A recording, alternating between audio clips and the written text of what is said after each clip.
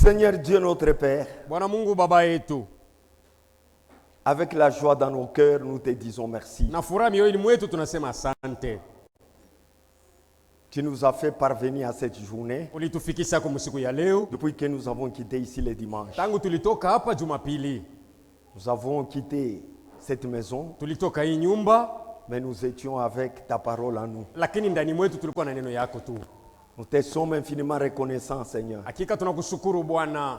Te demandons de nous accompagner dans cette marche. Tunakuomba utusaidie mwi safari. Comme nous venons de chanter, Vile tunatoka kuimba, que le prophète Branham a vaincu la Odyssée sema Nabii Branham aliwina Laodikia parce qu'il avait une portion de toi sababu alikuwa na sehemu yako qui était ta parole de l'air. enye ilikuwa neno ya wakati. Nous, en tant que les fils des prophètes, Sasa saba toto wa manabii, comme il est dit dans ta parole, vile nasema ndani ya neno celui lako, qui reçoit un prophète anayempokea en nabii qualité de prophète wali ya unabii recevra la récompense du prophète. atapokea malipo ya ule Et cette nabii, récompense, na malipo yale c'est la bénédiction de ce ni message baraka ya qui ujumbe nous fera que nous puissions être aussi des vainqueurs. ile itatufanya nasi kuwa washindaji. Aide-nous, Seigneur. Tusaidie Nous venons Bwana, près de toi. tunakukaribia. Si en nous il y a la mort, Kama ndani yetu mko lufu, donne-nous la vie. utupe uzima. S'il y a la faiblesse, Kama mko budhaifu, donnez-nous la force. tutie nguvu. S'il y a la Kama négligence, mko kusula, réveille nos consciences.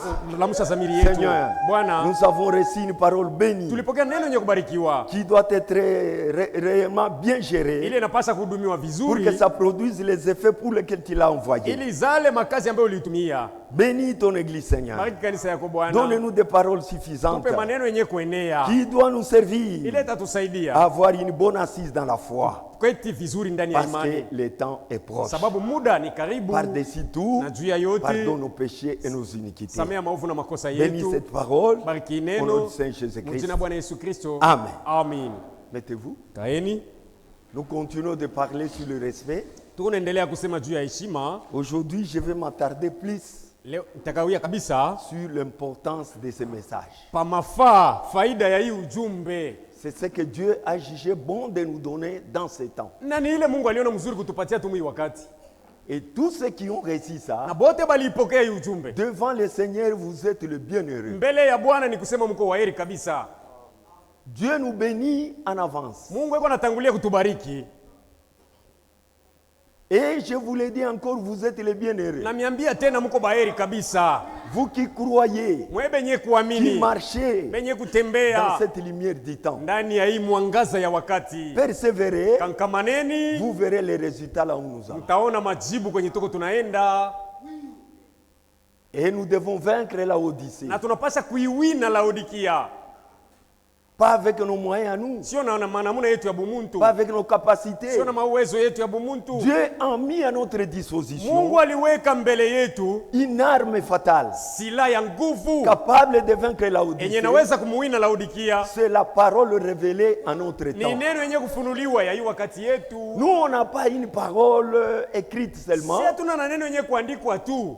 Cette parole que nous vous prêchons, Hii neno tuko tunamihubiri, avant tout, c'était une parole parlée. mbele ilikuwa ni neno yenye kusemewa. Dieu a parlé Mungu seulement. alisemaka tu, Et puis, kisha cette parole parlée ile neno est ilisemewa devenue une parole écrite. inakuwa neno yenye C'est kuandikwa. la Bible que nous Ndio avons. Biblia tunayo. Maintenant, la parole écrite Sasa neno yenye kuandikwa est devenue pour nous une parole révélée. kwetu inakuwa neno yenye kufunuliwa, C'est ce que Dieu a jugé bon de nous na ni donner. kile Mungu aliona mzuri Et kutupatia. dans notre Na temps, mwi wakati cette yetu parole hii révélée, neno yenye kufunuliwa elle est aussi appelée la manne fraîche. inaitwa tena mana ya mbichi, La parole de Dieu neno ya qui Mungu était cachée dans l'arche ile ilifichwa msafina, de génération en vizazi na génération. vizazi. C'est cette parole-là qui est révélée aujourd'hui Ni ile neno nafunuliwa leo quand l'arche a été ouverte wakati balifungula safina et nous sanduku, avons pu connaître les contenus de l'arche. na tuliweza kuvumbula vyenye vilikuwa ndani ya sanduku. Donc nous écoutons les choses Kumbe tuko tunasikia bitu que le monde ne connaît pas, yenye dunia haijui, que les agents des églises ne connaissent vile pas, batu ya matunisa habajui, mais Dieu les a révélés à nous. ila Mungu alivifunula kwetu. Quelle grâce! Neema gani! Et à cela, Muinamuna nous devons tenir fort. tunapasa kubamba nguvu. Que le Seigneur vous bénisse Hivi Bwana encore. Mungu amibariki tena. Je disais que je vais parler en me focalisant surtout sur les messages Nilisema nitaongea kabisa mkubakilia paka pa pour ujumbe. vous montrer l'importance de ces Juu messages. ya kumiambia faida ya hii ujumbe. Parce que manquer du respect Juu kukosa heshima à ce que Dieu fait à votre temps, kukile Mungu yuko anafanya wakati huko naishi, vous n'aurez pas d'excuses. hautakwepa.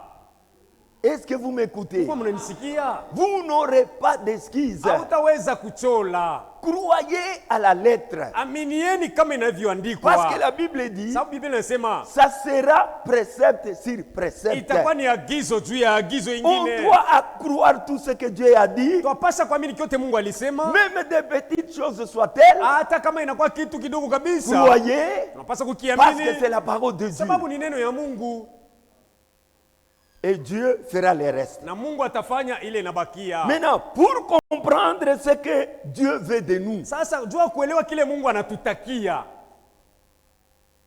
Dieu veut quelque chose de nous. Mungu yuko anataka kitu kimoja kwetu sie. Et pour comprendre ce que Dieu veut de Na nous, jua kukielewa kile Mungu anatutakia. nous devons aussi voir l'histoire qui a précédé. Tunapasha kuangalia kwanza kwa habari ilitangulia. Dans les âges différents, Nyakati tofauti, comment est-ce que Dieu a travaillé avec ces gens? namna Mungu alitumika na bale balitangulia, Comment est-ce que ceux qui ont reçu le message ont résisté devant le Seigneur? namna bale balitangulia balipokea ujumbe, balisimama mbele ya Bwana, Et ceux qui ont méprisé, quel a été leur sort? na bale balizarau matokeo yao ilikuwa nini? Et la Bible conclut en disant, Na Biblia inaleta hitimisho inasema, tout ce qui a été écrit hii yote tu iliandikwa. a été écrit pour notre instruction. Iliandikwa juu ya mafundisho yetu sisi. Nous qui sommes arrivés à la fin du siècle. Sisi benye kufika kumwisho ya wakati. Alléluia. Amen. C'est nous qui sommes arrivés à la fin du siècle. Ni sie ndio benye kufika kumwisho ya wakati. C'est nous qui attendons l'avènement du Seigneur. Ni seba nasubiria kuja kwa Bwana. Après nous, il n'y aura pas une autre génération. Kisha si hakutakuwa kizazi kingine tena. Nous sommes à la fin. Tuko kumwisho. Le 7e âge de l'Église, Kizazi ya saba ya kanisa c'est ça le dernier âge. ndio kizazi cha mwisho. Et le 7e Na âge kizazi ya saba dans lequel nous sommes, mule mkizazi tuko moi et vous, mimi na mweye est comparé à Enoch. kinafananishwa na Enoki. Parce qu'Enoch a été enlevé. Sababu Enoki naye alinyakuliwaka. Pourquoi il a été enlevé? Juu ya nini Parce alinyakuliwaka? que Dieu l'avait déclaré juste. Sababu Mungu alimuitaka kuwa mwenye haki. Et il n'était pas juste Na hakuwaka mwenye haki par sa Enoki propre justice. kwa uhaki wake Il mwenyewe. était juste à cause de la parole juste qu'il avait reçue. Enoki alikuwa mwenye haki kupitia neno ya haki Et aliyopokea. nous aussi, nous sommes justes Nasi tuko benye haki. parce que Dieu nous a envoyé sa parole juste. Sababu Mungu alitutumia neno yake yenye Quand nous la uhaki. croyons, Tukiamini ile elle neno fera de nous des gens justes. itatufanya kuwa batu benye haki Nous serons enlevés comme Enoch. na tutanyakuliwa kama vile Enoch. Enoch le 7e Enoch wa saba dans la famille d'Adam. familia ya Adam Il était le 7e. alikuwa mzaliwa wa Et saba. nous, l'église de Na sie Laodicée, kanisa la nous Laodikia, qui sommes l'épouse, sie balie bibi qui est harusi sortie dans Laodicée, benye balitoka mu Laodikia, nous sommes les 7e. tuko bakizazi ya Nous serons saba enlevés tutanyakuliwa comme Enoch a été vile enlevé. Enoki C'est alinyakuliwaka. pourquoi comprenez Kwa maana eleweni la valeur de ce message. bei ya hii ujumbe. Vous pouvez dire aujourd'hui, Unaweza kusema leo, si moi j'étais au temps de mimi Noé, ningelikuwa mwile wakati ya Noa, je n'allais pas vraiment me rallier avec ceux qui se moquaient de lui. sikupasa kujiunga mbali walikuwa wanamchekelea Noa. Si j'étais au temps de Moïse, Ningelikuwa mu wakati ya Musa, je n'allais pas résister comme Myriam et les autres. singelizama sawa Miriam na Si bengine. j'étais au temps de Jésus, Ningelikuwa mu wakati ya Yesu. mais ces gens du temps de Jésus, Sasa bali watu wa wakati ya ils Yesu ont vu des miracles. balionaka Jésus miujiza. a ressuscité les morts. Yesu alifufua bafu. Mais comment ils ne se sont pas ralliés à lui? Mbona habakujiunga naye? Mais Frère Branham dit, Sasa ndugu Branham les anasema hommes meurent, batu beko mais banakufa les esprits ne meurent ila pas. maroho haikufaki. Le même esprit là, Roho ile ile. nous les avons toujours aujourd'hui. Iko iko na leo hapa. La chose que nous vivons aujourd'hui, Ile mambo tuko tunaishi leo. c'était la même chose au temps de Ni Noé. sawa sawa vile ilikuwa wakati ya Qui Noa. pouvait croire que Noé avait la Ni nani vérité? aliweza kuamini kusema Noa ndiye alikuwa na kweli? Qui peut croire dans cet âge que Branham avait la Na vérité? nani anaweza kuamini mwiki kizazi yetu kusema Branham ndiye De alikuwa na la même kweli? manière qu'on a méprisé Noé, Sasa vile mzaraulaka c'est no. de la même manière qu'on manque du respect envers ce message. Ndivyo bana ikosea ujumbe hii heshima. Maintenant, regardez les résultats. Sasa angalieni majibu yayo. C'est la mort. Ni lufu tu. C'est pourquoi on doit être très Ndio attention. maana tunapaswa kufanya angalisho sana. Pour communier avec Dieu. juu ya kushiriki pamoja na Mungu. La communion avec Dieu. Ushirika na Mungu. C'est-à-dire, Ni kusema vous êtes un avec Dieu. wewe na Mungu mnakuwa mmoja. Pour être un avec Na juu Dieu, ya kuwa mmoja na Mungu, quand Dieu parle, wakati Mungu anasema, tu dois l'écouter. wewe unapaswa Et kumsikia. quand il écoute, Na wewe tu ukimsikia, dois vivre ce que vous écoutez. unapaswa kuishi kile À kuishi ce kile unasikia. moment-là, Sasa vous êtes un avec la parole. ni kusema unakuwa mmoja na neno. Vous êtes un avec Dieu. Unakuwa mmoja na Mungu. Et il ne peut pas y avoir la communion Na pawezi kuwa ushirika si ce n'est qu'à un endroit où Dieu a parlé. isipokuwa tu mahali ambapo Mungu alisema. Là où Dieu parle, Penye Mungu anasema, c'est là où il se ni révèle. pale iko anajifunula tena. C'est là où il pardonne. Ni pale iko anasamea. C'est là où il donne ses Ni ordonnances. pale iko analeta makanuni yake. Et c'est là où il donne ses promesses. Na ni pale iko anaweka malako yake. Là où Dieu ne parle pas. Pale Mungu asemi. Comment les gens comprendront les promesses de Dieu? Watu batelewe malako ya Mungu je? Et quand Dieu Na parle, Mungu akisema, il promet. eko analaka. Les gens viennent autour de cette promesse. Watu banakuwa kando kando ya ile malako. Parce que Dieu a parlé. Maana Mungu alisema. Ces gens entrent directement en communion avec Dieu. Kusema wale watu wanaingia mara moja mushirika na Je ne Mungu sais pas hapo. si l'église m'écoute. Sijui kama kanisa linanisikia. Est-ce que vous me saisissez? Unanisikia mzuri? Et cette communion Na ile ushirika n'est ile. pas une communion Haina extérieure. masikilizano tu ya Ce nje. sont des choses qui se passent à Mambo l'intérieur, kunafanikana ndani même si les gens refusaient. hata kama watu Mais wanakatala. quand ton créateur lui regarde Ila wakati muumbaji wako dans le yanaangalia fond de ton cœur, ndani ya moyo wako, il dit mon fils Atasema, est un avec moi. huyu mwanangu tuko naye mumoja. Ma fille est un avec Binti moi. wangu tunaye mumoja. Mon serviteur est un avec Mtumishi moi. wangu niko naye mumoja. Cela doit être une communion intime. Inapaswa kuwa ni ushirikiano wa ndani. Ah.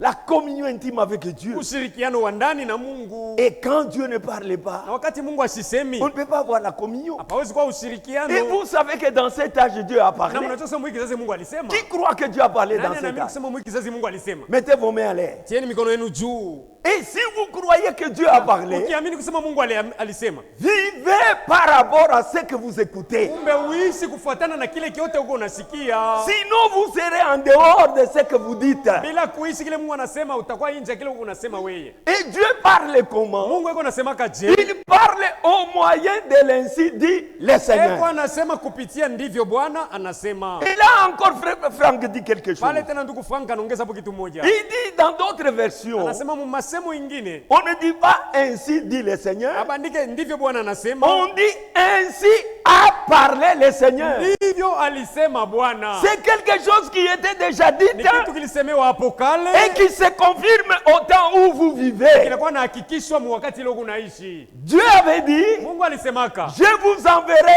Élie le prophète. itamitumiaka Elia nabii. C'était le ainsi Dieu a parlé. Ilikuwa ni ndivyo Bwana alisema. Et en notre temps, Na mwi kizazi yetu, ce que Dieu avait parlé kile Mungu s'est alisemaka manifesté. kinaonekana, Ça devient une réalité. kinakuwa ukweli. Maintenant, quand Dieu promet quelque Sasa Mungu chose akiahidi kitu et que kyokyote la chose devienne à se réaliser, na kitu kinafika mkuonekana, c'est Dieu qui est dans la ni scène. Mungu yuko mkazi. Vous devez comprendre, Unapasa kuelewa, respecter, kuheshimu, les suivre, kufuata, vous serez bénis. na mtabarikiwa mwile namuna.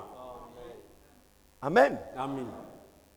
Lorsque nous parlons de bénédiction divine, Wakati unasemezea mabaraka ya kimungu, ne voyez pas l'argent, msione po paka ne makuta, voyez pas de maison, msione po manyumba, ne voyez pas les promotions. msione po macheo. Non. Hapana. Quand Dieu bénit quelqu'un Mungu akimbariki mtu divinement, mkimungu, il lui donne le salut. eko anampatia okovu. Alléluia. Amen. Il lui donne la nouvelle naissance. Eko anampa kuzalika Il lui upya, donne le baptême du anampa na Saint-Esprit. ubatizo wa Roho Et il Mtakatifu, lui donne maintenant les promesses pour l'enlèvement. na kumpa malako ya kunyakuliwa nayo, Le millénium, umiliki wa mikalfu l'éternité, milele, la nouvelle Jérusalem. Yerusalemu Ce sont mupya. des cadeaux Ile ni matabisi pour ceux qui vipawa, seront bénis wale spirituellement. wote batabarikiwa mkiro. C'est comme ça que Dieu Ndio travaille. namna Mungu yuko anatumika. Il faut maintenant comprendre correctement ces messages. Afadhali sasa kuelewa vizuri kabisa ujumbe. En dehors de ça, Nje ya hii ujumbe point d'enlèvement. hakuna kunyakuliwa, hakuna. Il n'y a pas l'enlèvement en dehors du message du temps de la fin. Hakutaweza kwa kunyakuliwa nje tu ya ujumbe ya wakati ya mwisho hii. Et pas n'importe quel message. Sio ujumbe yoyote. Le message qui est prêché dans la pureté de la Ni parole. ujumbe ambao unahubiriwa muusafi wa neno ya Parce Mungu. que le message c'est quoi? Sababu ujumbe ni nini? C'est le retour à la parole. Ni kurudia ndani ya neno. N'oubliez pas ça. Msisahabu hiki kitu. Nous sommes venus pour écouter la parole. Tulikuja tu kuisikia neno. Cette parole, Neno hii c'était la même qu'écoutaient les apôtres. ndio neno ambayo mitume walikuwa nasikia. C'est la même que prêchait Ni Jésus-Christ. neno ambayo Yesu Kristo alikuwa anahubiri. Et on compare ça à la manne fraîche. Na banaifananisha na mana ya mbichi. Maintenant, regardez. Sasa angalieni. Quand la manne est tombée pour la première fois, Wakati mana ilinyeshaka mara ya kwanza. cette manne-là, Ile mana ilinyesha. la première manne, Mana ya kwanza tu. avant qu'on la mange, Mbele baikule, Dieu avait exigé Mungu aliamuru qu'on prenne une portion, kusema babebe kipande mwe bwingi mwe qu'on fulani. le mette dans une coupe Baitie ndani ya kikombe, et le mettre dans l'arche bakaiweke mshanduku. pour servir de témoignage. Juu ipate kusaidia ushuhuda.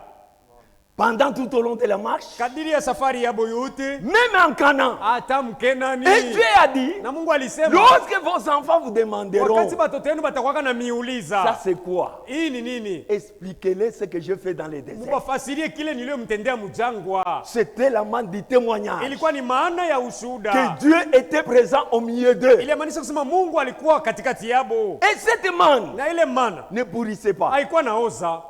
Tous les mannes qu'on ramassait, Maana yote ilikuwa na lokota. si on les gardait Bakiichunga. pour les lendemains, Juu ya kesho on trouvait les asticots dedans. alikuta mavinyo ndani ya maana ile. Parce que Dieu avait dit, Juu Mungu alisemaka, vous ramasserez mutalokota et vous mangerez pour ces jours. na mnakula juu ya ile Et siku. demain, Kesho moi je donnerai une autre manne. tanyeshesha tena maana ingine. Mais la manne de l'arche Lakini maana ilikuwa msanduku. ne pourrissait pas. Haikuwa naoza. Pourquoi? Juu ya Elle nini? était dans la présence de l'Éternel. Sababu ilikuwa muwepo ya wa milele. Parce que dans l'arche, Maana mwile sanduku il y avait la loi. mulikuwa C'était sheria. ça la parole. Ile ndio ilikuwa neno. La manne vis-à-vis de la parole, Maana mbele ya neno et ne pouvait pas se gâter. haikuweza kuharibika. Et on est entré avec cette manne en Na Israël. ile maana balingia nayo On Muisraeli. est allé le mettre dans les lieux des saints des saints. Balienda kuitia mahali pa patakatifu sana. C'était conservé uniquement pour les sacrificateurs. Ililindwa tu kwa ajili ya bakuani. Chacun, celui qui rentrait dans les sacrifices, Kila ule wote alianza kuingia mule msadaka. il devenait dans les sacerdoces, Anakuwa mkikuani. il était obligé de prendre une portion et goûter. Alipaswa kwanza kuchukua kwa kipande ya ile maana na Ça kuonja. n'avait pas perdu le goût. Haikupoteza onjo ladha Maintenant, yayo. cette manne-là, Sasa ile maana c'est ile le Saint-Esprit qui est tombé le jour de la ni Roho Pentecôte. Mtakatifu ule alinyesha siku ya Pentekosta. C'est le même qui tombe même Ni aujourd'hui. ule tena iko nanyesha hata na leo hii. Donc, quand nous gardons cette parole, kumbi tukiichunga de ine la manière dont le prophète l'a apportée, namna nabii aliileta, la même manne va tomber sur nous. maana ile itanyesha tena juu yetu, Parce que c'est une promesse sababu ni malako pour vous tous. juu ya mwe Et ceux bote qui sont au loin, na bale bote bangali mbali, en aussi grand nombre que le Seigneur les hata appellera. mubwingi gani ambayo Bwana Mungu atabaita. Et j'ai parlé sur la communion. Nalikuwa nasemezea juu ya Ça, ushirika. j'ai lu un peu, frère Franck. Hii ni msome kwanza ndugu Frank, Écoutez comment il explique ça. msikie ngisi gani ndugu Frank anaifasiria. Nous sommes dans sa prédication, respect, ordre et ministère dans l'église. Tunasoma mahubiri yake inaitwa heshima, usawa na huduma ndani ya kanisa. À la page 3, Ukurasa yake 3, il n'y a pas de paragraphe. hamna haya. Une indication tout à fait puissante que Dieu ne pense qu'à ce qu'il a déjà dit. Kionyesho kia uwezo kabisa ni Mungu eko nawaza pa ukila chasemaka. Ici, il prend l'écriture d'Exode, Hapa ndugu anabeba andiko ya Kutoka, là où on parle de l'arche. mule banasemezea chombo sanduku. C'est l'Exode 25, Ni Kutoka 25 verset 21. mstari wa 21. Je lis d'abord ce verset. Kwanza nisome hii andiko. Tu mettras ensuite la plaque du couvercle Kisha utaweka mfuniko Le propitiatoire sur le dessus de l'arche. ile fazi ya Ondoleo. ondoleo juu ya sanduku, Et tu mettras dans l'arche la loi na ndani ya sanduku utaweka que je te motorati donnerai. ambayo nitakupatia. C'est là alors que je me rencontrerai avec Ni toi. pale sasa nitakuwa nakutana na weye, Mon frère, ma ndugu soeur. yangu, dada. Le lieu de rencontre avec le Seigneur, Fazi ya kukutana na Bwana c'est au moyen de sa parole. ni mpaka kupitia neno lake. Là où il n'y a pas la parole, Pale hapana neno ya il Mungu, n'y a pas rencontre entre Dieu et les hommes. hapana kukutana kwa Mungu na binadamu. C'est là où moi je me rencontrerai avec Ni toi. pale nitakutana nawe, Et du haut de la plaque du couvercle, na juu ya ile mfuniko, le propitiatoire ile ya ondoleo de l'espace entre les deux chérubins ya eneo katikati ya makerubi qui mbili sont sur l'arche de la loi. ilikuwa juu ya sanduku ya sheria. Je te ferai connaître tout ce que j'ai ordonné aux Israélites Nitakuonyesha vile vyote nilibaamuru Baisraeli par ton intermédiaire. kupitia mahusiano yako. Dieu le fait même aujourd'hui. Na leo hii Mungu eko ilifanya Dieu paka. parle toujours au moyen d'un intermédiaire. Mungu eko nasema paka kupitia mpatanishi Et dans notre mmoja. âge, Na mwiki kizazi yetu l'intermédiaire était William Marion Branham. mpatanishi alikuwa ni William Marion Branham. Pour nous faire parvenir Juu ya kutufikisha ce que Dieu avait à nous parler dans cet âge. pa kile Mungu alikuwa na kia kutuambia mwiki kizazi yetu. Une indication tout à fait puissante Kionyesho kia uwezo que Dieu ne pense pas qu'à ce qu'il a déjà dit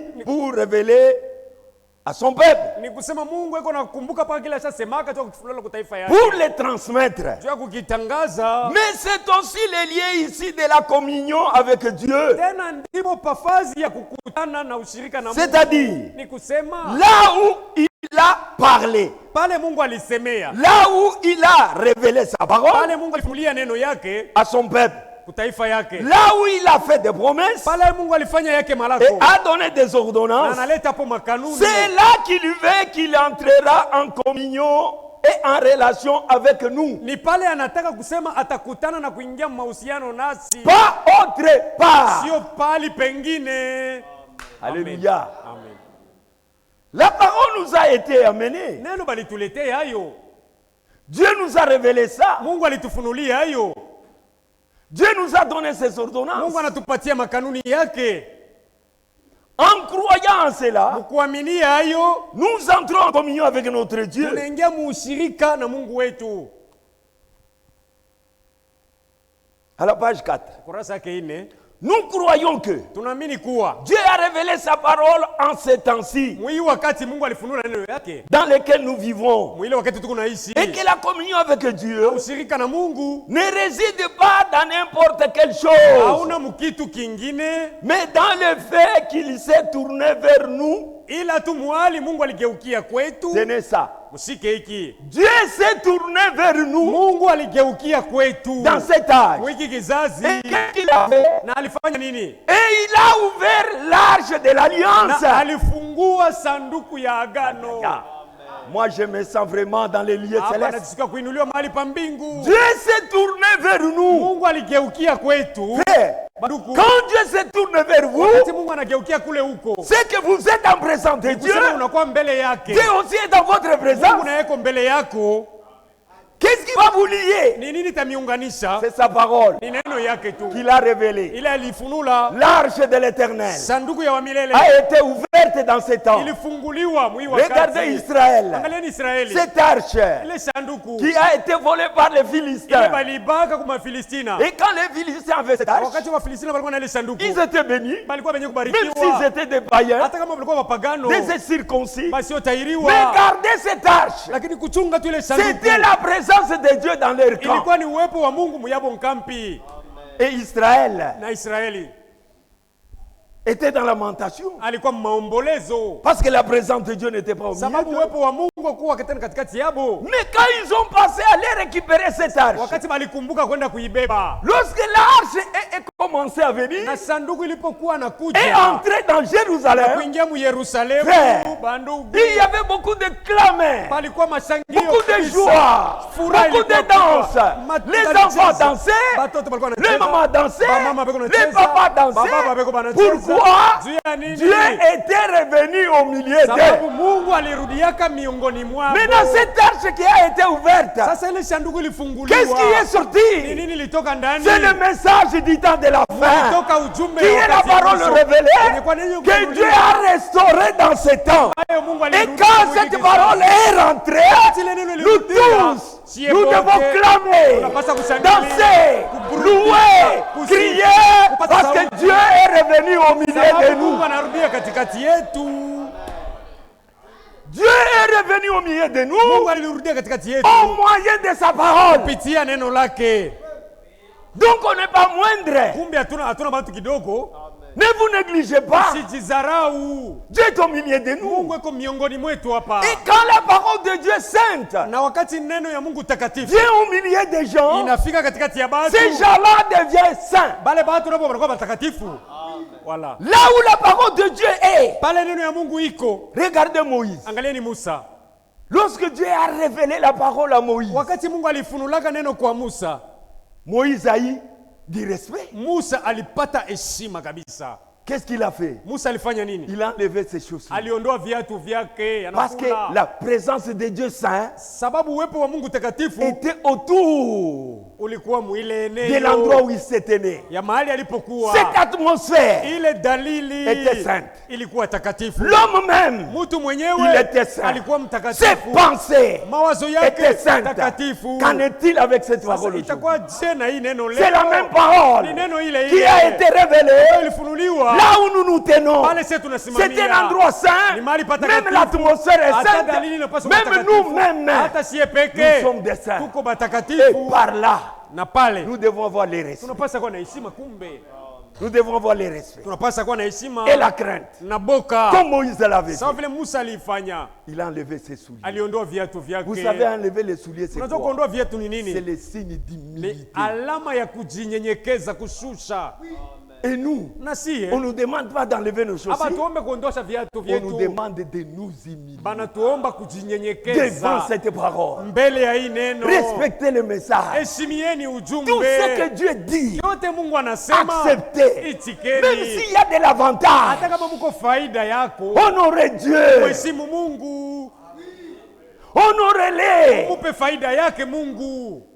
Dieu sent très bon Mungu anajisikia starehe quand quelqu'un perd ses droits wakati mtu anapoteza haki yake à cause de ses intérêts à lui. kwa ajili ya mafaida yake Mungu. Amen. Dieu se sent très bon. Mungu anajisikia vizuri kabisa, Et à son retour, na muyake il wakati fera de grandes choses. Mungu atakutendea makubwa. On doit respecter la parole Unapaswa kuheshimia neno que nous avons reçue. ambayo tulipokea, C'est ce que Dieu nous commande. na ni kile Mungu anatuamuru, Et il est là na eko hapo pour nous pousser à le faire. juu ya kutushawishi tuifanye. Dieu s'est tourné vers nous Mungu aligeuka kwetu dans ce temps de la fin. mwii wakati ya mwisho hii. Quelle grâce Neema gani! si chacun pouvait se représenter la Kama chose. kila mmoja anapaswa kujitambulisha, kujionyesha hiki kitu. Chacun marchera torse bombé. Kumbe kila mmoja atatembea kifua kenye kuvimba. Tu diras dans le là-bas, Utasema mumulo alaba, s'il y a un homme qui a Dieu, kama kuko uleko na Mungu. c'est moi. Amen, ni mie. Tu seras fier. Utakuwa na fieri kabisa, Et tu vas parler avec na assurance utasema na umakini wote que moi, kusema mie si je mourais, nikifa leo je ressusciterai. nitafufukaka tena. Moi, Mimi si Jésus venait, Yesu akija je m'en irai avec lui. nitaenda naye pamoja. Tu as cette assurance. Unapasa kuwa na ile umakini, Et on doit l'avoir. na tunapasa kuwa nayo. Dieu nous demande du respect. Mungu anatuomba heshima, Les respecter, mheshimia. c'est ce que Dieu nous Ni demande. kile Mungu anatuomba tu, Respecter ce qu'il fait. kuheshimia kile iko nafanya.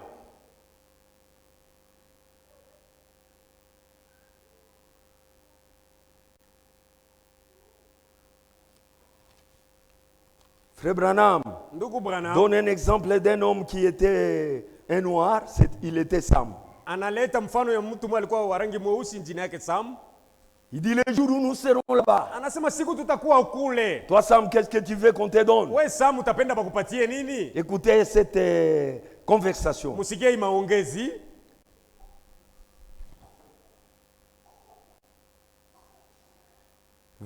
Paragraphe 20. Aya yake 20. Commençons au 18. Tuanzie hata 18. C'était un esclave. Alikuwaka mtumwa huyu Sam.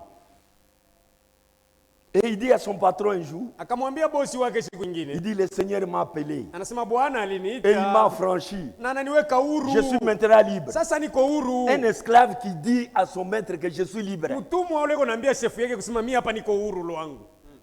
Et partout dans les champs, il faisait que des bruits. Mumashamba yote alianza Je kupiga suis libre, kelele. je suis Niko huru. libre. Entre-temps, il travaillait. Je Je suis libre. natumika niko huru. Et d'autres blancs sont allés voir son maître. Na bazungu wengine wameenda kumuona shefu yake. Maintenant, comment cet esclave-là Anasema dit qu'il est libre? Comment ça? ule mtumwa yako yuko anasema je iko huru?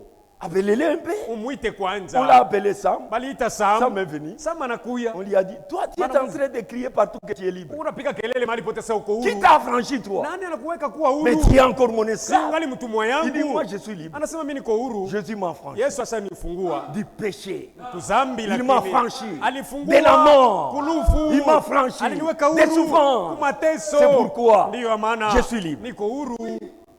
Quelle assurance! Tumaini kani? Maintenant, Sam dit ceci. Sasa Sam anasema hivi. Son patron lui dit, Sam, crois-tu vraiment cela? Shefu yake anamwambia Sam, unaamini kweli vile unasema? Il répondit, patron, Anamjibu chef, je ne sais pas ce que tu vas faire de moi. sijui kile utanifanyia.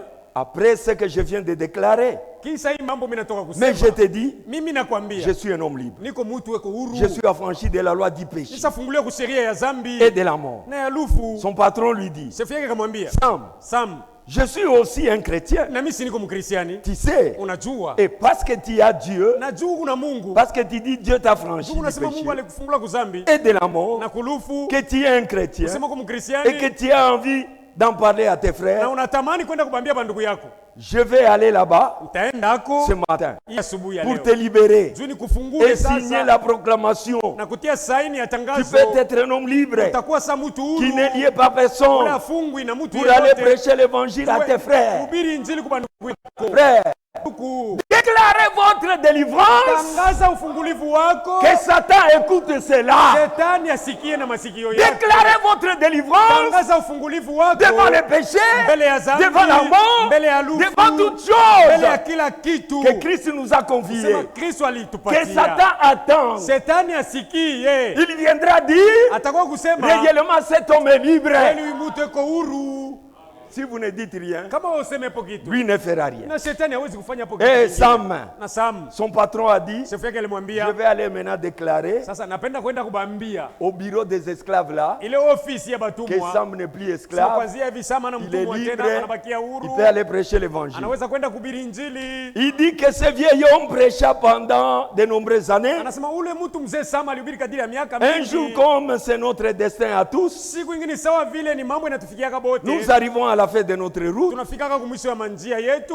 Et il arrivait aussi à la fin de sa route. Na yeye Sam alifika kumwisho ya safari Il yake. laissa inconscient pendant peut-être plusieurs heures. Alibakia mwenye kukosa kujua kitu kadiri ya masaa mingi. Il était demi-mort. Alikuwa mwenye Et kufa beaucoup de kipande. ses frères blancs vinrent lui rendre visite. Na bandugu yake ba mingi bazungu balienda Il se kumtembelea. trouva qu'un groupe était dans les bâtiments. Ilionekana kusema kuwa ukunji mwe ilikuwa Lorsqu'il vile se majengo. réveilla et revint à lui, Wakati alirudia ndani il yake. regarda autour de lui et dit, Akaangalia kando kando yake akasema, voulez-vous dire que je ne suis pas encore là-bas? mnataka kumaanisha kusema sina tena kule? Il répondit, Sam, Bakamjibu Sam, tu dormais? ulikuwa ushalala tu. Il dit non, Anasema hapana. je ne dormais pas. Sikuwa nalala. J'étais de l'autre côté. Ilikuwa safari mungambo. Le frère dans le ministère lui dit, Bandugu katika huduma bakamwambia, Sam, dis-nous ce que tu as vu de l'autre côté. utuambie kumbe kile uliona kule ngambo. Eh bien, leur dit-il, Na hivi akawambia, je suis entré par une grande porte blanche, niliingilia pa mlango mnene mweupe comme les perles. sawa vile lulu. Lorsque je suis entré là-bas, Wakati niliingia mule, j'ai vu le trône. niliona enzi. Je l'ai vu. Et Niliona. un ange est venu vers Na moi, malaika mmoja alinikaribia. a dit, es-tu Sam? Aliniambia sasa, wewe ndiye Sam? Il répondit, Nilijibu, oui, c'est moi. ndio ni mimi. Il dit, Sam, Akasema Sam, voici une robe kanzo et yoi une couronne. na taji Qui yoi. a gagné ceci? Uliwina hiki. Sam, Sam, par les grandes œuvres que tu as accomplies sur la terre. kupitia matendo makubwa uliyofanya pa dunia. Il répondit, Sam akajibu, ne me parle pas d'une robe usiniambie mambo ya nkanjo et d'une couronne wala taji comme récompense. sawa vile ndio malipo yangu Il dit, tu. Akasema, Qu'aimerais-tu comme récompense? unapenda nini kwa malipo Il yako? répondit, Sam akajibu, laisse-moi simplement les regarder pendant 1000 ans. uniache tu nimwangalie Bwana kadiri ya miaka 1000. Moi, j'aime voir Jésus pendant 1000 ans. Napenda kumwangalia Yesu katika miaka 1000. Je crois que Naamini kusema nous ressentons tous cela, n'est-ce pas? sebo tu nisikia ile amu si vile.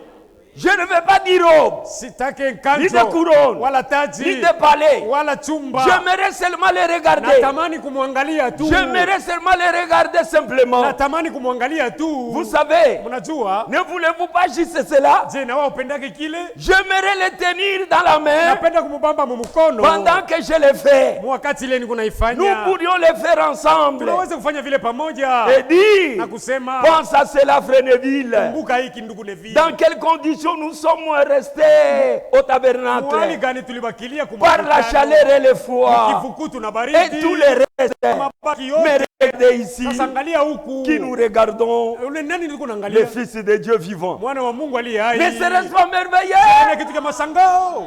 Voilà pourquoi nous croyons. Ndio sababu yenyewe tunaaminia. Un jour nous irons de l'autre côté. Siku ingine tutavuka ngambo. Mais avant ce jour, Sasa mbele ya ile siku la parole de Dieu nous a été amenée. neno ya Mungu balituletea hayo hapa. Nous comme vous, Sie sawa nous mwenye. sommes tous serviteurs, Wote tuko batumishi. mais chacun en son rang. Lakini kila mmoja na Vous nafasi servez yake. aussi le Seigneur de votre manière. Mnamtumikia na mwe Bwana mnamna yenu. C'est pourquoi les femmes sont appelées les servantes du Ndio maana Seigneur. banamuke banaitwa vijakazi wa Ce n'est pas que Bwana. vous êtes des Sio prédicateurs. kusema Mungu bahubiri. Non, vous servez aussi le Seigneur de votre Mungu manière. mnamtumikia Bwana mnamna yenu. Vous aussi servez le Seigneur de votre Nani manière. wanaume mtumikie Bwana mnamna yenu. Chacun à sa place. Kila mmoja pa nafasi yake. Si nous respectons cela, Tukiheshimu ile, Dieu nous respectera. Mungu naye atatuheshimia. C'est la manière de faire de Ndio Dieu. namna Mungu anatumikaka. Oui, mon frère. Ndio ndugu yangu. On doit tirer très attention. Tunapaswa kusopoka sana. Parce que Dieu Sababu s'est Mungu tourné vers nous aligeukia kwetu dans ce temps de la fin. mwiki kizazi kia mwisho. Dieu s'est tourné vers nous. Mungu aligeukia ngambo yetu Et l'arche a été ouverte. na sanduku ilifunguliwa.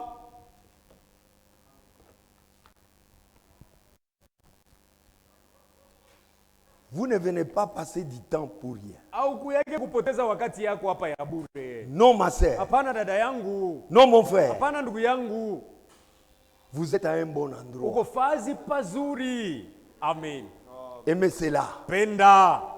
Dans la prédication, Christ et son église dans la prophétie. Mahubiri inaitwa Kristo na kanisa yake munabii. Page 30. Ukurasa yake 30. Dans l'arche de l'alliance, Mule musanduku ya agano. il y avait aussi un vase d'or contenant la manne. Mulikuwa tena na kyombo ya dhahabu ndani mulikuwa Et mana. cela signifiait que là où se trouve la parole, Na ile iliyamaanisha kuwa penye kuwa neno, la nourriture fraîche se trouve aussi chakula mbichi iko tena pale. en sa saison. Mwi wakati yayo. Nous sommes dans quelle Tuko saison? wakati gani? Mes frères et sœurs, Ndugu na badada. nous sommes dans la saison du prophète. Tuko msimu wa nabii. Dans la saison du prophète, Msimu wa nabii. la parole de Dieu vient au Neno ya prophète. Mungu iko naenda kwa nabii. Frère, Bandugu. si on pouvait comprendre ces choses, Tungeliweza kuelewa vizuri mambo ton haya. temps par rapport à la parole, c'est quoi? Wakati yako mbele ya neno ni nini tu? Toi-même vis-à-vis de Dieu, tu es qui? Wewe peke mbele ya neno ya Mungu. Ton uko nani? argent, c'est quoi? Makuta yako yenyewe ni nini? Tes maisons, c'est quoi? Nyumba yako ni nini? Si on comprenait la valeur que Dieu veut nous donner, Ungeliweza kuelewa bei ambayo Mungu anapenda kutupatia. chacun laissera tout de côté Kila mmoja atatupilia vyote pembeni. pour venir préparer son millénium. Kusudi haya atayarishe umiliki wa miaka 1000 yake. Le problème, c'est quoi? Mambo yo ni nini? On n'a pas encore bien saisi le but de ce message. Bado hatujaelewa mzuri kifukuzio cha hii ujumbe.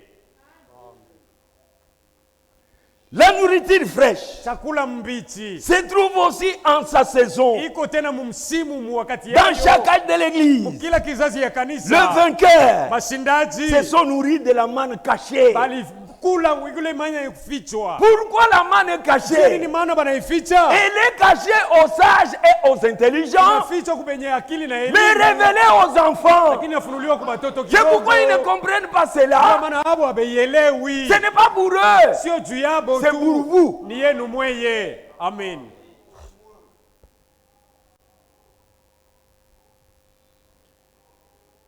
Et cette manne cachée qui est la parole révélée, Na ile maana yenye kufichwa yenye kuwa neno ya kufunuliwa, la manne que les enfants d'Israël recevaient chaque jour, maana ile watoto wa Israeli walikuwa wanaokota kila siku, se corrompait les jours suivants. ilikuwa naoza siku ya kufuata. Mais la manne conservée Lakini ile balichunga dans l'arche de l'alliance, sanduku ya agano dans la présence de Dieu, mbele ya Mungu ne se gâtait jamais. haikuwa naharibika kamwe. Pareillement, Vile vile nous ne devons pas prendre les restes de nourriture hatuwezi kubeba hii chakula inabakia d'un âge de ya l'église kizazi ya kanisa pour fulani l'introduire dans l'âge suivant. ya kuingiza mkizazi kile kinafuata. Non. Hapana. Chaque parole de l'âge, Kila neno ya wakati, quand l'âge s'est terminé, kizazi kikiisha, cette parole a perdu de la ile valeur. neno inapoteza bei C'est yayo. pourquoi Dieu suscitait encore quelqu'un Ndio maana Mungu alikuwa anainua avec mtu une mwingine manne fraîche na mana mbichi pour cet âge-là. juu ya kile kizazi Donc kinaanza. nous, on ne peut pas manger la manne du temps de Wesley. Non, c'est déjà pourri.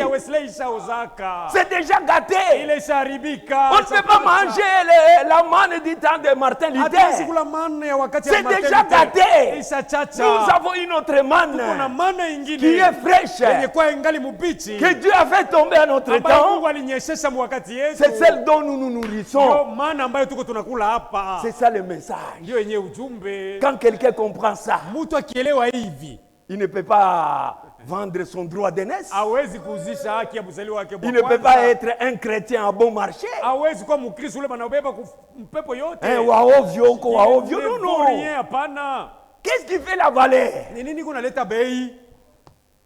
C'est la parole. Ni neno ya Mungu.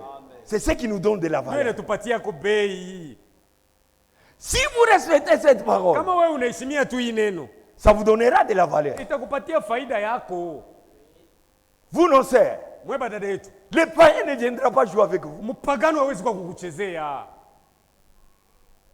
Il vient seulement, il dit, Anakuja tu je t'aime, aseme, je vais te prendre en marche. nakupenda Un païen, mpagano. toi avec cette manne, Wewe na hii chakula elle aura le retour du feu. atapata kirudilio ya moto. Je vous dis la Siku vérité. unaniambia kweli, Dieu nous a valorisés. Mungu alitupandisha. Et quand les gens comprennent ça, Na batu bakielewa hii kitu mzuri, ce sont des hommes spéciaux, banakuwa batu ba upekee, les hommes de valeur. batu ba bei. Je disais là au début, Nilikuwa nasema kumwanzo, pour comprendre ce que Dieu veut de nous, juu ya kuelewa kile Mungu nous anatutakia, devons aller dans d'autres âges tunapasha kurudia kwanza mbizazi pour bingine voir ce que Dieu a fait d'eux. ili tuone kile Mungu alikuwa anabatendea bo. On nous donne la comparaison Banatupa mfananisho.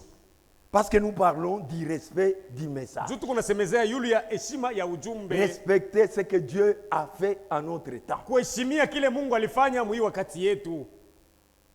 Voyons un peu ce qui s'est passé dans les temps de Noé. Tuone kwanza vile vilifanikanaka mu wakati ya Noa. Parce que dans Matthieu 24, Juu Mathayo 24 verset 37, mstari wa 37, Jésus donne cette comparaison Yesu analeta ule mfano par rapport à son retour. kilinganisho kufuatana na kurudia kwake. Il dit, Anasema ce qui arriva du temps de Noé ile mambo ilifikaka mu wakati ya Noa arrivera demain itafikaka tena sawasawa avant que le Fils de l'homme apparaisse. mbele ya mwana wa mtu aonekane. Arrivera demain. Itafika sawasawa. Qu'est-ce qu'il y a eu? Ni nini ilikuwa hapo mwile wakati? D'abord, Kwanza, le monde a été corrompu. dunia ilikuwa isharibika. Chaque homme avait corrompu sa voie. Kila mtu aliharibisha njia yake. Les pensées des hommes se tournaient uniquement vers le mal. Mawazo ya watu kila mara iligamia kububaya. Il y avait le mariage mixte, Palikuwa ndoa ya mchanga, la pollution partout, buchafu mahali pote, les constructions, majengo les iliinuka, cultures, kilimo, et on faisait tout. na balikuwa wanafanya kila kitu. Et quand Dieu a vu Na cela, wakati Mungu alipoona hivi, il a pris la décision de détruire le monde alibamba mpango wa kuiharibu dunia avec une seule arme. na sila bunduki moja tu, C'était l'eau du déluge. ilikuwa ni bunduki ya maji ya gharika. Comme Dieu, dans sa miséricorde, Sa vile Mungu muyake rehema huruma, il ne fait jamais quelque chose afanyaki kitu sans prévenir. bila kukalamusha. C'est pourquoi Ndiyo il amana s'est révélé à Noé. alienda kujifunula kwa Noa. Noé a reçu la grâce. Noa alipata ko neema. Il y avait des hommes bons comme Noé Palikuwa ka batu bazuri mwile wakati sawa Noa, qui était doux et calme. balikuwa bapole na bakimya, Mais c'est Noé qui a reçu grâce. ila ni Noa tu ndiye alipokea neema. Comme aujourd'hui. Sasa vile na leo C'est nous qui avons reçu grâce. ni sisi hapa ndio tulipokea neema. Il y a des hommes bons Kuko batu qui nous bazuri surpassent même. banatushindia na kubuzuri Qui ont même wenyewe. des moyens, des connaissances Beko na manamuna na et des ufahamu capacités. na viwango. Il y a des femmes qui ont dit une beauté la vertigineuse. Kuko banamuke beko na urembo ya kizunguzungu. Mais ceci, Ila hii il a passé sur la terre. hii neema ilibapitia juu ya bichwa. Mais vous, Lakini weye Dieu vous a fait grâce. Mungu alikufanyia yako ile neema. Et la grâce est grâce. Na neema ni neema Pour celui qui la reçoit comme kwa grâce. yote anaikubalia kuwa neema. Si vous la rejetez, Ukikatala elle ne sera pas la grâce. wako haitakuwa neema Qu'est-ce tena. que c'est la grâce? Neema ni nini? C'est un secours Ni venant de Dieu. msaada unatoka kwa Mungu. Noé a reçu un secours venant de Dieu. Noa alipata msaada yenyewe ilitoka kwa Mungu. Et la Bible dit dans Hébreux 11, verset 7, Biblia inasema Waebrania 11 mstari wa 7 que Noé fut divinement averti. kusema Noa alikalamushwa na Mungu. Et Dieu lui dit, Na Mungu alimwambia je vais détruire. nataka kuiharibu dunia. Maintenant, Sasa construis une arche. we jenga safina chombo. Je vais vous montrer même les bois à couper. Mimi nitakwambia na mbao yenye mfano ile utaenda Ce n'est kubeba. pas n'importe quel bois. Sio mbao yoyote. Dieu lui a dit, Mungu alimwambia ça sera le bois de gopher. itakuwa ni mbao ya goferi. Quand tu vas terminer, Wakati utamaliza, je te donne des mesures. mimi nakupatia na bipimo bunene, La longueur, burefu bwayo, la hauteur, bupana bwayo, la longueur. burefu bwayo Et la largeur. na bufupi bwayo. Dieu a donné des mesures Mungu alileta na bipimo que Noé devait respecter. ambayo Noa alipasha kuheshimia kabisa, Pas dépasser même un centimètre. sio kupitisha kwa hata sentime Pas diminuer même un wala centimètre. kupunguza. Sinon, ça sera contraire à la pensée de Dieu. Akisubutu kuongeza wala kupunguza itakuwa ni kinyume na mawazo. C'est pourquoi le message que nous avons Ndio reçu, maana ujumbe on tulioipokea ne peut pas ajouter, hatuwezi on ne kuongeza, peut pas retrancher, hatuwezi kupunguza, sinon ça nous enlèvera pas. haitaweza kutunyakua tukiongeza na kupunguza. Et la Bible dit, Na Biblia inasema Noé Noa exécuta alitenda exactement sawa sawa ce que Dieu lui avait dit. na vile Mungu alimwambia. Lisez cela dans Genèse. Someni ile mkitabu ya Mwanzo. Noé a fait exactement, Noa alijenga sawa sawa, pas plus sio kuongeza ni moins. wala kupunguza. Et cet arche-là, Na ile shanduku c'était le moyen ilikuwa ni namuna que Dieu a mis à la disposition, ambayo Mungu aliweka mbele, pas seulement de sio Noé, ya Noa peke yake tu, mais de tous ceux qui croiront lakini ya yeyote ule et qui atakayeamini respectera le na message kuheshimia ile ujumbe ilikuwa que l'homme de Dieu proclamait. ambayo mtumishi wa Mungu alikuwa anatangaza. C'est pourquoi, Ndiyo maana même aujourd'hui, hata leo Dieu a hii, mis à notre Mungu disposition mbele yetu ashawekaka le moyen de sauvetage. namna ya kupona, Parce que ce monde sababu hii va dunia passer par le feu. pitia kumoto. Le seul moyen, Namna moja c'est tu, quitter cette terre toka pa hii ardhi pour aller se réfugier au ciel. kuchama mbinguni. C'est pourquoi il a envoyé le Ndio message. maana Mungu aliituma ujumbe. Ce message, Ujumbe hii ni plus ni moins, haina ya kuongeza wala kupunguza, pour quiconque croira. kwa yoyote atakayeamini, Et qui le sera conduit na ule atabakia anachachilia kuongozwa par cette parole. na hii neno, Celui-là qui va les respecter. ule ataheshimia hii ujumbe. Comme un message venant de Sababu ni Dieu. ujumbe ambayo inatoka kwa Mungu. Les gens de ce temps-là Batu ba ile wakati ya Noa ne devaient pas seulement respecter le message, hapakupashi kuheshimia mpaka ujumbe ils alikuwa nayo. devraient aussi respecter les porteurs du message. Alipasa kumheshimia na yeye mwenyewe alikuwa mchukuzi wa ujumbe. Ils devraient avoir aussi le respect pour le messager. Alipasa kuwa na heshima ya mjumbe mwenyewe. Mais regardez ce qui est arrivé. Sasa angalieni ile ilifikaka. Ils ont manqué le respect Balikosaka heshima pour le messager ya mjumbe et pour le mwenyewe message. na ujumbe. Conséquence, Matokeo tous bote sont morts. balikufa. Le même Dieu, Mungu ule il ule ne change pas. habadiliki Il est le même. Eko sawa sawa. Tous ceux qui seront rebelles, Bale bote batatombokea. Tous ceux qui vont se tourner contre ce Bale message bote bataikatala ujumbe. subiront le même jugement Batapitia hukumu ile ile. comme les gens du temps de Noé, Sawa ya vile wakati wa comme les Noa. gens du temps de Ya Sodome, watu wa wakati ya Sodoma. comme les gens du temps de Moïse. Wakati ya watu wa wakati ya Musa. Je suis Dieu, je ne change pas. Mimi ni Mungu na sibadiliki. Quand Dieu dit, Mungu akisema tu mourras, utakufa. il a aussi dit, Alisema tena si tu te répands, ukitubu tu ne mourras pas. hautakufa tena. Il n'a pas changé. Hayabadilika C'est bado. toi qui dois changer. Ni wewe unapaswa Tu ubadilike. quittes ta position première Unatoka pa msimamo wako wa pour venir mbele à la position du salut. uende pa msimamo wa wokovu, Tu seras sauvé. pale utaokoka. Donc nous devons comprendre que Kumbe tunapaswa kuelewa kuwa nous devons respecter le message, tunapaswa kuheshimia ujumbe, respecter les portées du message kumheshimia na mwenye anaibeba ujumbe, pour que Dieu nous agrée. ili Mungu apate kutukubali. Les gens de l'Égypte, Batu wa Misri le message là a été envoyé. balitumiwaka ujumbe, Ils ont saboté cela. balizarau ile ujumbe, baliipuza, Ils ont saboté même le message. balimpuza na mjumbe mwenyewe. Vous savez ce qui est arrivé? Mnajua ile libafikia, Ils ont encore obtenu 40 ans supplémentaires. balibaongezea hapo tena na miaka 40 ya yulu.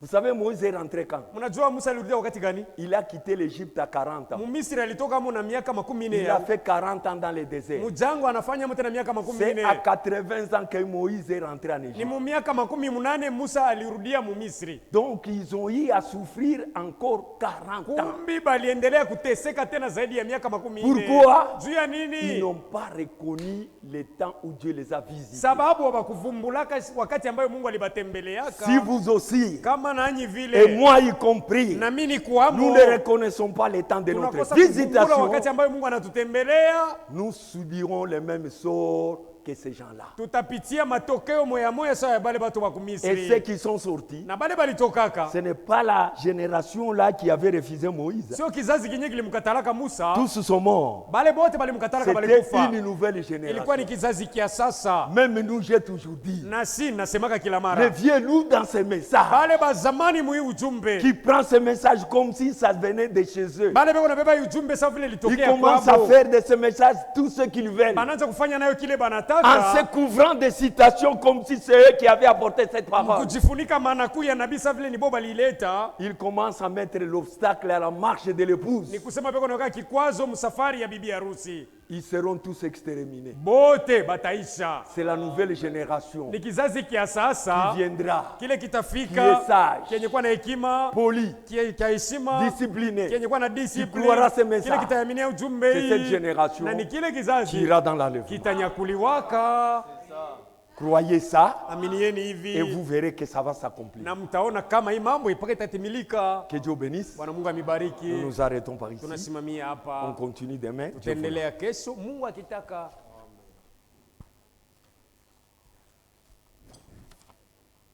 J'appelle le frère Kaba pour Na, prier. na mwita ndugu Kaba ili haya sa